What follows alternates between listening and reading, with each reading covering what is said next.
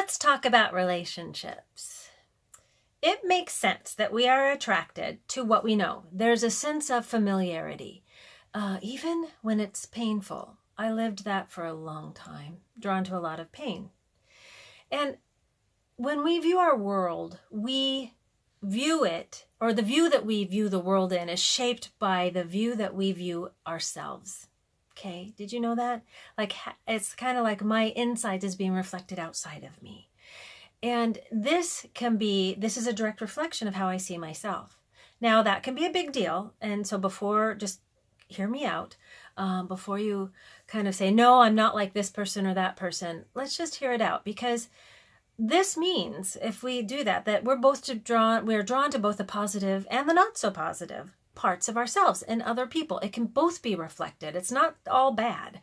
And when I started to do this, when I started to see this reflection in my relationships, it changed how I viewed myself and how I viewed others.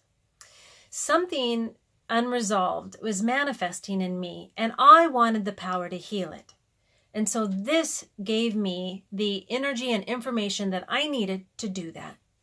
So an example would be when I was dating my now husband, but when we were dating, I would get really upset at how much he was working out. Like, he was working out all the time, and I was getting so upset with him.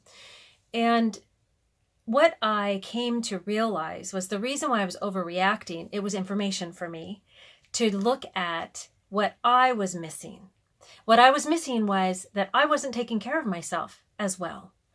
And I had the addictive behavior of overworking, right? So he was overworking out and I was overworking.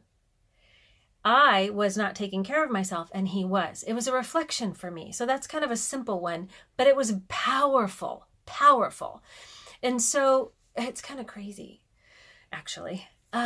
So my strong reaction showed me that where I needed to heal and that I needed to heal.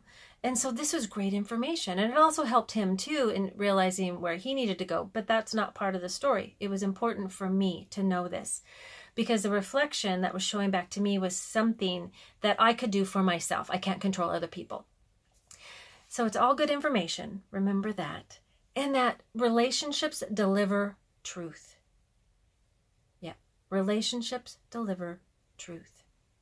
And we need to stop blinding ourselves to truth.